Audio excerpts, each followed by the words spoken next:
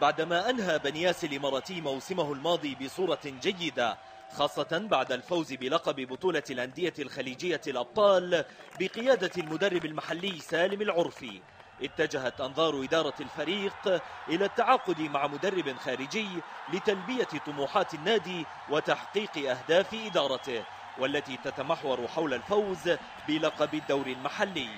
وبالتالي اختارت إدارة النادي التعاقد مع الأوروغواياني خورخي دا سيلفا لتولي قيادة الفريق للموسم الجديد.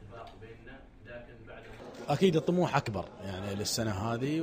وإن شاء الله نحن نطمح أن نكون في الدوري إن شاء الله السنة الجاية، نكون موجودين بقوة إن شاء الله والفريق، وطبعا هذا يتعلق بعد المدرب على وضعه ووضع الفريق إن شاء الله المرحلة القادمة يعني. دا سيلفا خاض العديد من التجارب التدريبية خاصة في أوروغواي والأرجنتين، إضافة إلى تجربة مع النصر السعودي في العام 2010، واليوم تنتظره مهمة خليجية جديدة أبدى ارتياحه لها، واعدا إدارة النادي والجماهير أن يكون عند حسن ظنهم.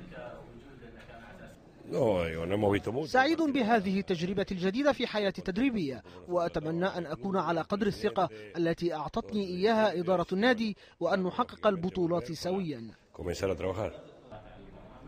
يذكر بأن بنياس ومنذ صعودي للعب في مصاف دوري المحترفين الإماراتي قبل 5 أعوام من الآن يقدم عروضا قوية من أجل مزاحمة فرق المقدمة على سلم الترتيب، لكن ما كان يعيبه في بعض الأحيان عدم الاستقرار على مدرب لمدة طويلة كافية من أجل تحقيق الإنجاز المطلوب، وهذا ما يبدو واضحا من خلال التعاقد مع دا سيلفا، خوفا من تعثر الفريق بقيادته أو عدم الانسجام مما يسبب إخفاقا في النتائج.